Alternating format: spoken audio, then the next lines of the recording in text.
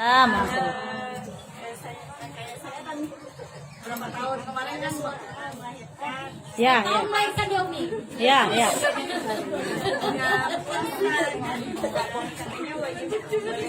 Ya. Ya. Itu bayar fidyahnya apa tetap hitung 30 hari atau kayak kita ada masa haid itu 30 hari atau Bayarnya tetap atau ada hari atau berlipat-lipat. kurang masa haid atau gimana patokan bayar fidyah itu per harinya berapa gitu ada acuannya atau enggak gitu ya. Baik. Misalnya kita bernifas di saat bulan Ramadan, ya. Pas nifasnya 30 hari, ha? Malah lebih. Kebetulan kita melahirkan puasa pertama nggak boleh lagi sholat, nggak boleh lagi puasa karena saat melahirkan nih bernifas sampai 30 hari kita tidak puasa. Bagaimana itu? Apakah ada potongannya sebagaimana kita potongan pajak kalau kita cepat bayar? Ya. Potongan apa? Potongan head. Ya, potongan head. Nggak ada istilah potongan head. Ya, jangan minta apa itu? Minta diskon. Nggak ada diskon di situ. Ya, jadi kalau misalnya kita bernifas 30 hari tidak puasa, maka itu tidak wajib membayar fidyah selama tidak lewat 1 tahun. Ingat, tidak lewat 1 tahun baru wajib bayar jika kita melalaikan mengqadha sudah berlalu 1 tahun. Oh enggak, langsung dibayar kalau jima. Kalau jima beda statusnya. Kalau jima itu langsung misalnya hari ini kita lagi puasa langsung jima, maka langsung wajib bayar kafarah berapa? Ya, fidyah berapa? 60 orang miskin, 1 orang miskin 1 mot. Berarti 60 mot bagi orang yang jima di bulan Ramadan.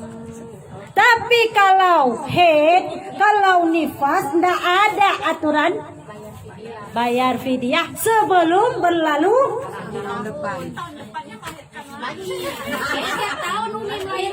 gimana?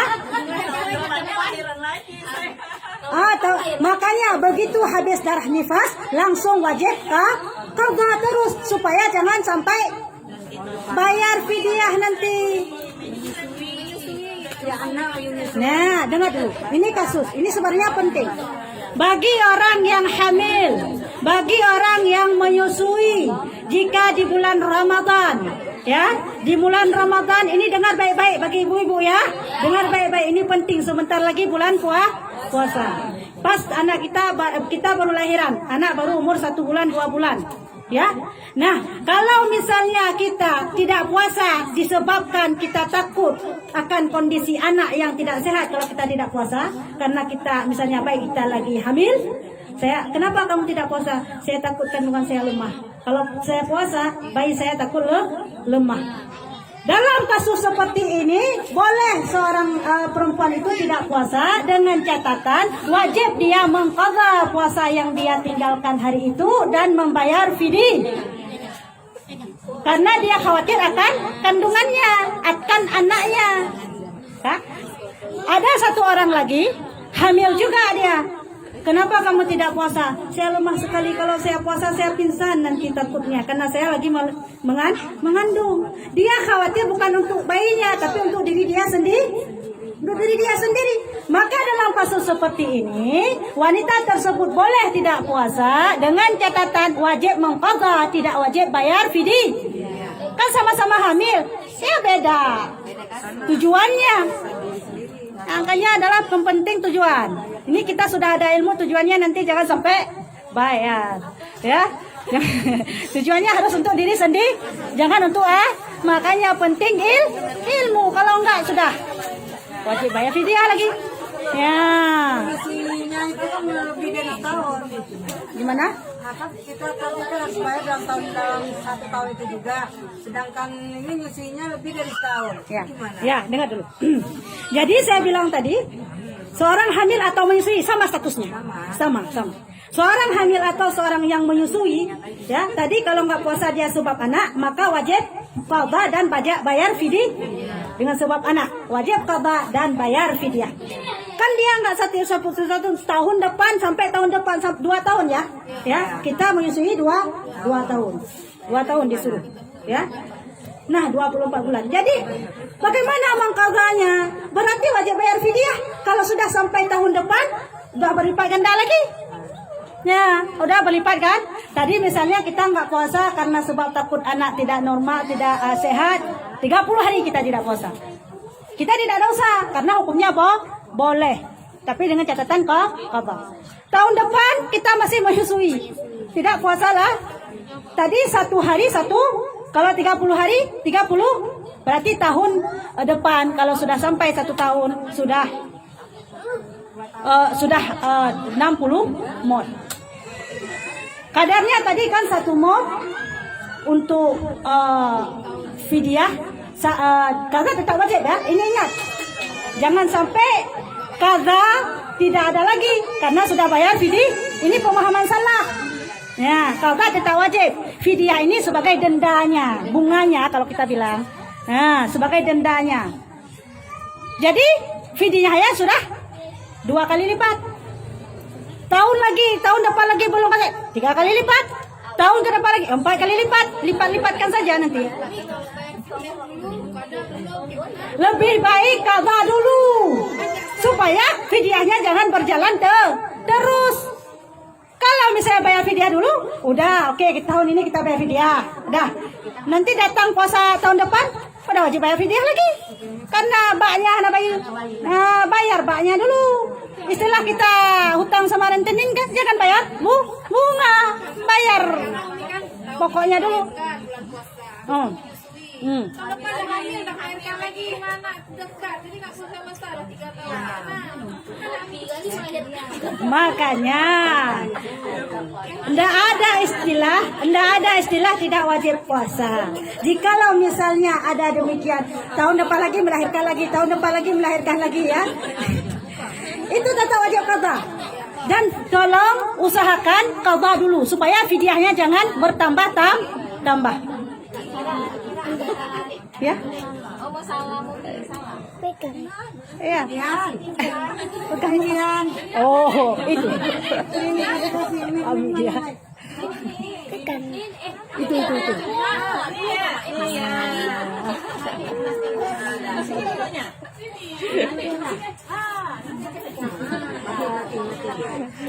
Nah, itu dia ya.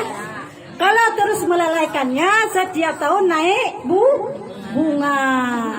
Jadi Bu, anak kita misalnya dari 15 tahun ini kita nggak bayar fidyah tapi puasa ada gitu. Qadha dulu. Misalnya begini ya, kita nggak bayar fidyah. Ini kasusnya begini. Kita tadi puasanya sebab anak, ya, sebab anak 30 hari. Begitu lepas Ramadan kita sudah qadha, langsung kita qadha. Kan sudah harus bayar fidyah. Sudah karena untuk anak, bukan untuk diri sendiri. Sudah kita bayar fidyah, ya. Jangan bayar fidyah dulu langsung qadha, itu fidyahnya nggak jalan lagi. Tahun depan nggak jalan lagi, fidyahnya masih 1 hari 1 mod. Kalau bayar fidyah aja, nanti tahun depan bayar lagi. Enggak qadha lagi, bayar aja fidyah. Tahun depan bayarlah. Bayar terus.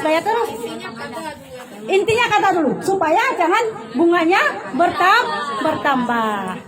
Ya.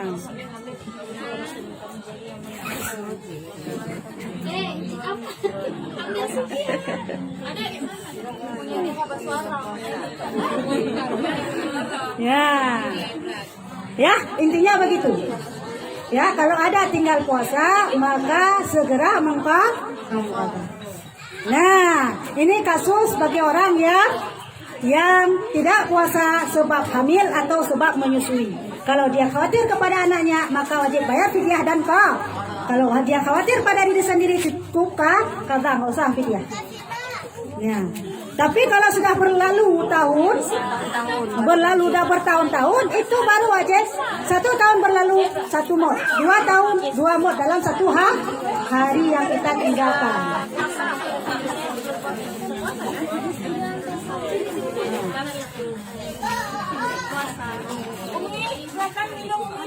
Jadi bicara kita jangan kejangan.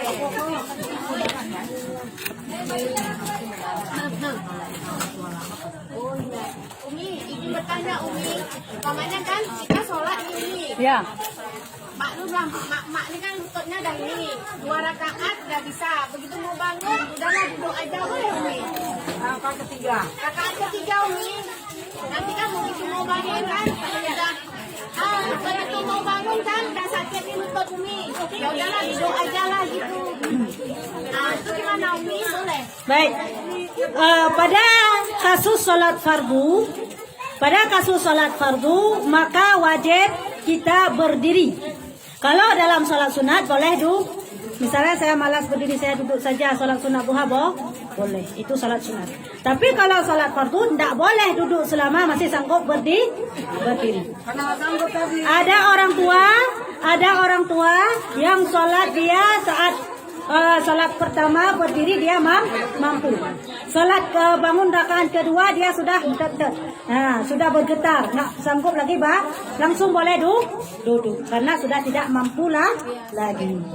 Yang penting adalah saat berdiri, kalau mampu berdiri, misalnya dia saat berdiri pertama mampu, tapi nggak mampu, dia nggak mau berdiri, dia duduk terus, itu nggak boleh. Nggak boleh, wajib berdiri dulu. Kalau rakaat kedua nggak sanggup lagi berdiri, ya duduk. Selama mampu berdiri maka berdiri dulu di rakaat pertama. Jika misalnya nggak sanggup lagi di rakaat kedua, baru boleh duduk. Ini kalau berdiri mampu dia, tapi langsung duduk kalau sholat itu tidak sah sholatnya. Itu nggak boleh Bu ya? Nggak boleh. Tapi kalau puasa sunat Bu, Oh, sholat sunat.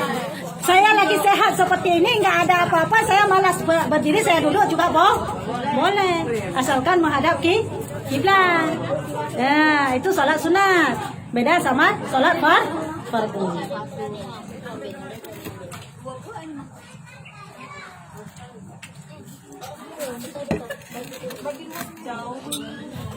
Ada pertanyaan lain?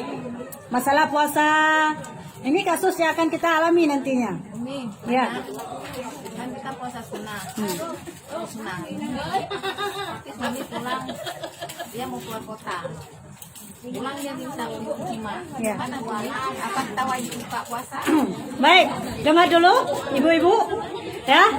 Saya bilang tadi, bagi orang yang melakukan jima di bulan Ramadan wajib bayar kafarah atau fidyah, yaitu 60 orang miskin kasih makan. Ya. Tapi kalau misalnya puasa itu bukan puasa Ramadan, puasa qada, bukan puasa di bulan Ramadan. Ini maaf ya, misalnya dia qada bulan Ramadan. Bukan Senin Kamis, puasa qada bulan Ramadan ataupun puasa Senin Kamis. Datang suaminya, minta misalnya, apakah wajib membayar kafarah? Tidak wajib karena bukan bulan Ramadan. Kalau puasa qada tidak boleh buka. Tapi kalau puasa sunnah wajib Makanya tidak boleh, tidak sah puasanya seorang istri tanpa izin suami. Puasa sunnahnya. Sebelum puasa minta izin dulu. Kalau misalnya seperti dengan Minta izin suami dulu.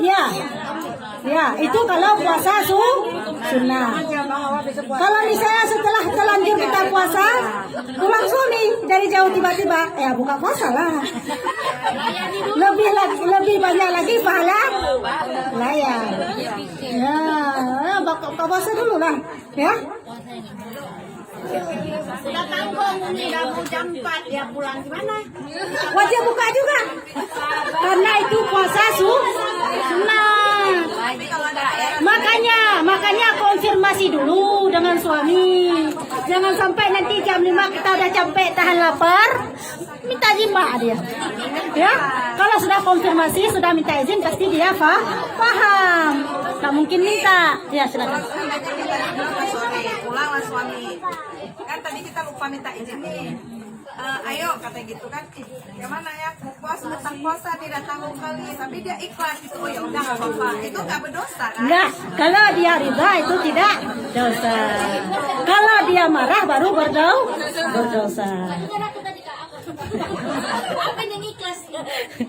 Ya. Lewat. Ada iklan. Kalau bisa mau puasa sunnah malamnya kasih dulu, jadi nggak diganggu lagi kita. Buat trip terus. Ya, ada pertanyaan lain masalah puasa?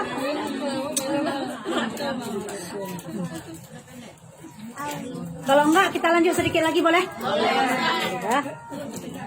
Jam 7 udah Bu. Sholat di sini aja ya. Sholat jamaah sini aja. Nanti malam ada jadwal pengajian lagi. Ya, di sana di rumah. Di Bayu.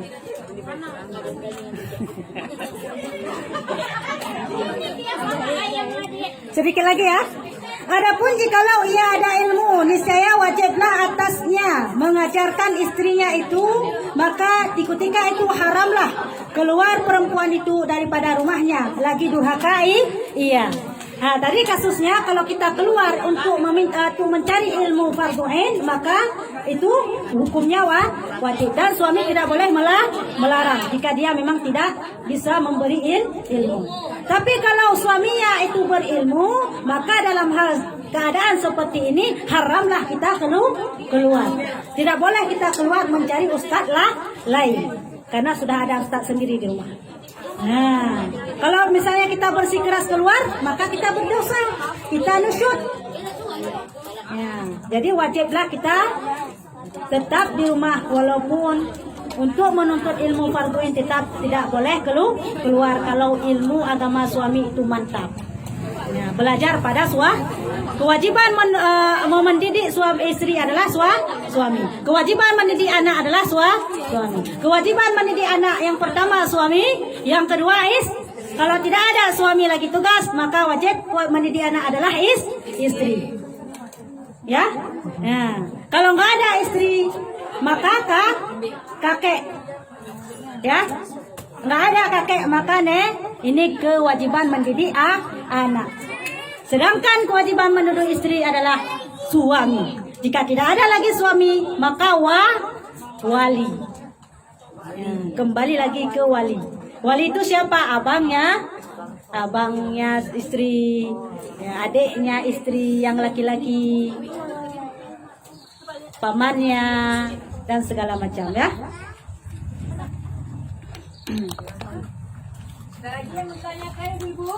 Ada yang ingin ditanyakan lagi?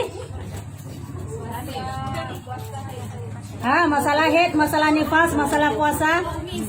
Ya, kenapa? Ini udah tahu yang kaya karena sedikit yang penjelasan dari kita udah sholat subuh di asar, sebelum asar ada kan?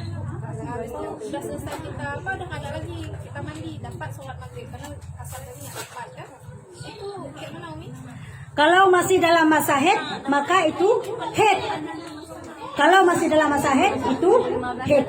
Jadi sholat kita tidak sah. Berdosa berarti Tidak berdosa karena kita tidak tahu. Ya? Enggak, jangan. Kalau misalnya tidak ada lagi haid, tidak ada lagi darah, tidak ada lagi apa tanda-tanda apa, langsung wajib mandi dan sholat. Nanti masalahnya keluar lagi, itu lain lagi halnya. Nah, tetap kita langsung wajib mandi dan sholat jika tidak ada lagi.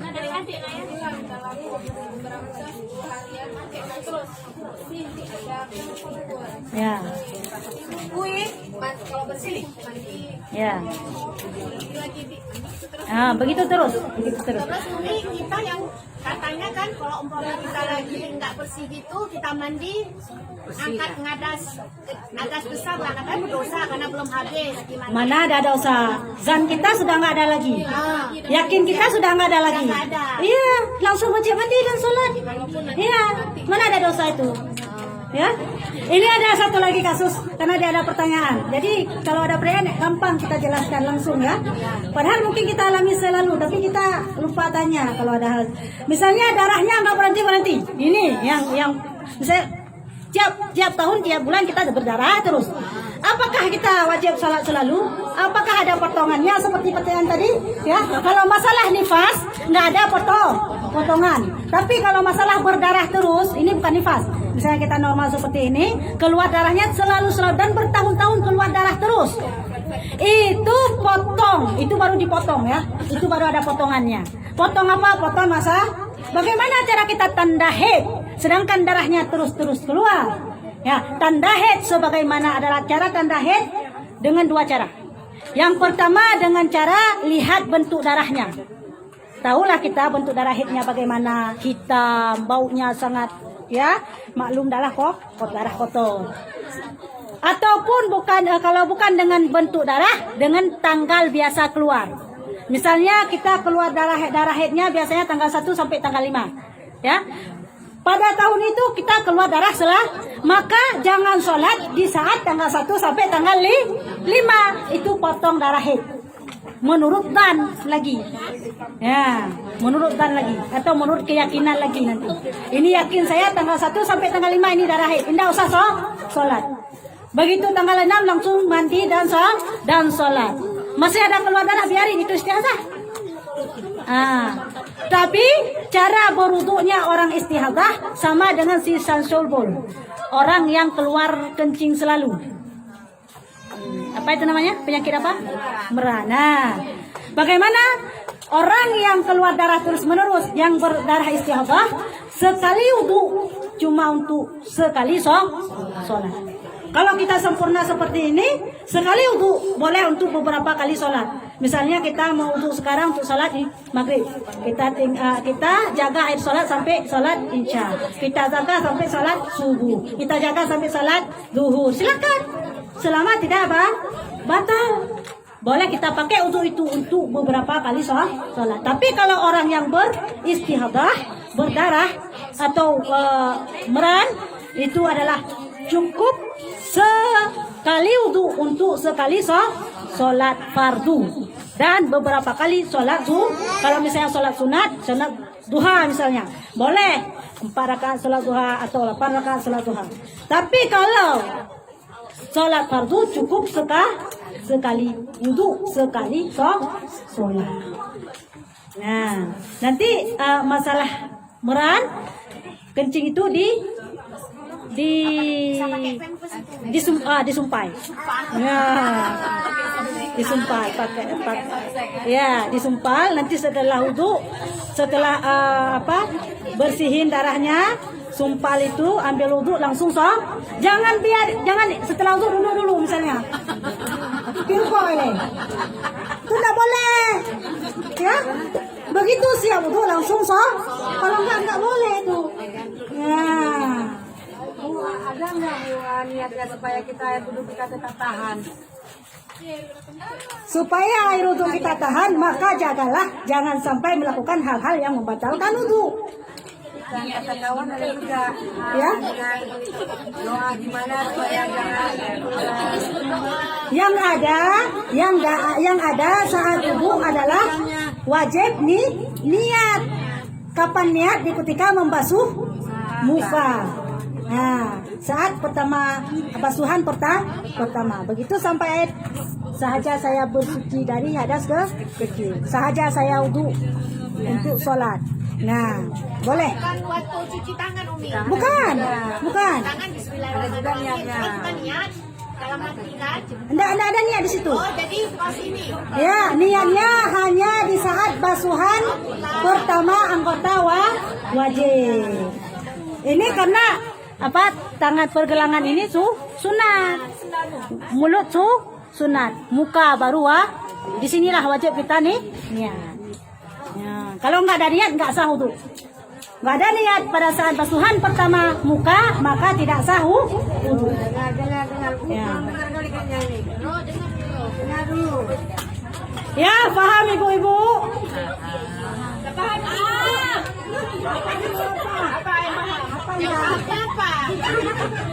Ini dompet saya diambilin aja, Umi. Iya nih. Ya. Jadi sampai di sini, kalau ada pertanyaan lagi? Gak ada, Umi. Kasih tahu dulu yang wudhu tadi kan. Jangan lupa. Masalah wudu, jangan sholat ada, selalu sholat ada. Udah sholat, udah saya sholat tadi. Tapi wudunya nggak sah, jadi sholatnya tidak sah.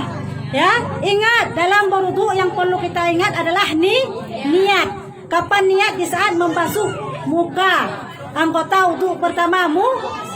Begitu kita taruh air langsung niat. Sahaja saya buang air kecil atas tubuhku karena Allah Ta'ala sahaja aku berwudu, karena Allah Ta'ala sahaja aku berwudu untuk sholat, karena Allah Ta'ala boleh niat bagaimanapun caranya. Yang penting wajib ada niat. Kalau tidak ada maka tidak sah sholat. Karena mengangkat hadas kecil adalah wajib sebelum sholat. Cara mengangkatnya yaitu dengan wudu. Ada pertanyaan lain? Ada pertanyaan lain? Mewakili nanti nanya nih. Ah. 1, 2, 3. Ini mau kardus nih. Belum. Jangan ada dong. Ya, nggak ada lagi pertanyaan ya?